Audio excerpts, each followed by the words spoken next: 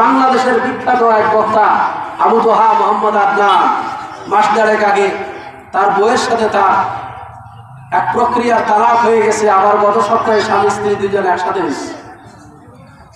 এইটা নিয়ে সারা দেশে একটা তোলপাড় শুরু হয়ে গেছে। তালাক হইল কেমন করি, আবার কোনজন মাঝখানে হিল্লা ছাড়া একসাথে হইল কেমন করি।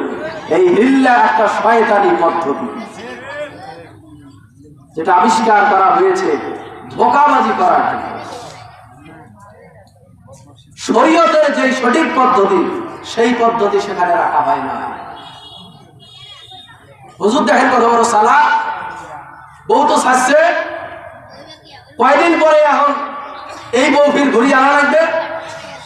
তো ওদের কাছে গেছে, হুজুর বুদ্ধি একটা করাই লাগবে। হুজুর কাছে যে কাম করছিস এটা তো বলে একটা বুদ্ধি বের করাই লাগবে।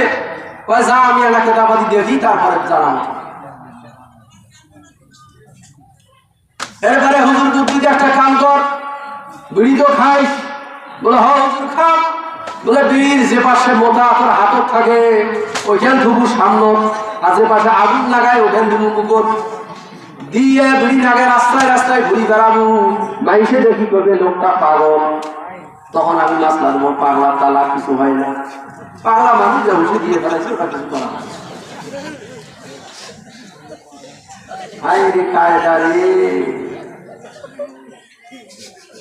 বলেন এই যে আল্লাহর বিধানের সাথে চালাকি, এটা এক ধরনের শিরক কিনা?